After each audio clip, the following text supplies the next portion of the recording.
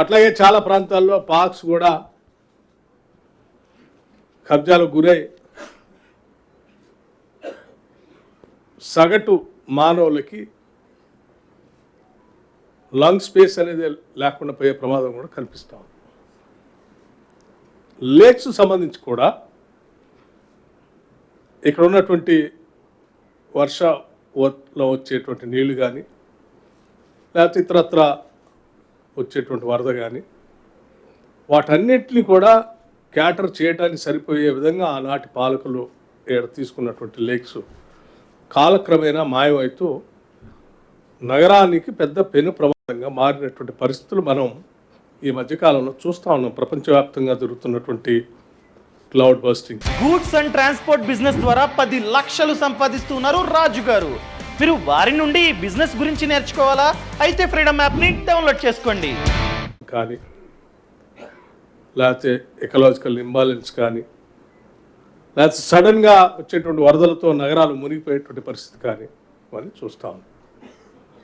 So దీన్ని దృష్టిలో పెట్టుకొనే గత ప్రభుత్వాలు కొంత ప్రయత్నం చేశాయి. లేక్స్ని కాపాడుకుందాం అనుకున్నారు, మూసి రిజర్వేషన్ చేసుకుందాం అనుకున్నారు, దానికి కావాల్సిన ప్రయత్నాలు మొదలుపెట్టారు. దానికి కావాల్సిన విధంగా కఠినమైన నిర్ణయాలు తీసుకుంటామని కూడా చాలా స్పష్టంగా చెప్పారు. సరే, అంతిమంగా వారు ఆలోచన చేసినప్పటికీ వాటిని పూర్తి చేయలేకపోయారు. కానీ ఇప్పుడున్నటువంటి ప్రభుత్వం ఈ నగరాన్ని భవిష్యత్ తరాలకు కూడా అందించాలనేటువంటి ఆలోచన,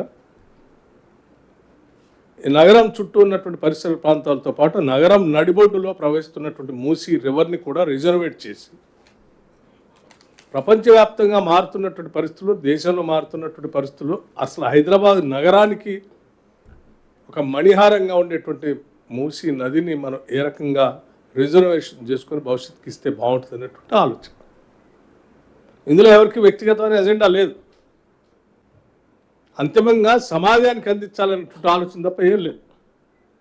అందుకోసమే సరే ఈ జరిగే కార్యక్రమంలో కొన్ని చోట్ల రకరకాలైనటువంటి ప్రచారం చేసి తద్వారా కొన్ని భ్రమలు కల్పించే ప్రక్రియ కూడా జరుగుతుంది. అందుకోసమే నేను చాలా స్పష్టత ఇవ్వదలుచుకున్నాను ప్రజలకి.